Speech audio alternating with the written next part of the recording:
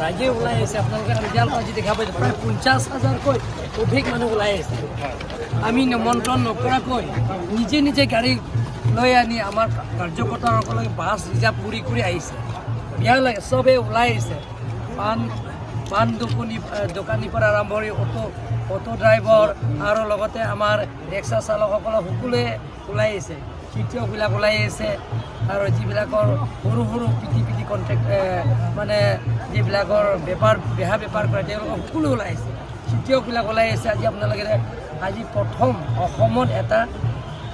ইতিহাস ৰচনা কৰিছে কোনো ৰাজনীতি দলে আজিলৈকে 50,000কৈ অধিক নমিনেশ্যন ফাইল কৰিবলৈ যাওঁতে ইমান অহা নাই কিন্তু আপোনালোকে আজি দেখা পাইছে 50,000+ নিয়াৰলি 60,000 মানুহে ইয়াত গীটাৰিং কৰিছে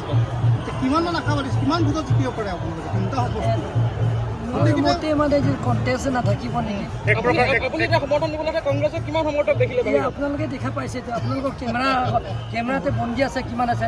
তেওঁলোকৰ 20জন আছে আমি 98% আছে 20জন জিকিবনে 98% জিকিব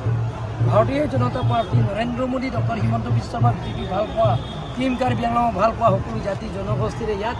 98% ওলাই আহিছে মাত্ৰ 20% ইয়াত মানুহবিলাক শাসন উন্নতি কৰক না আপোনালোকে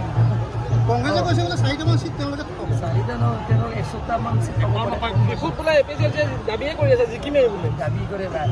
ৰাইজক দাবী কৰিব পাৰে নেকি সিহঁতক ভগৱান নেকি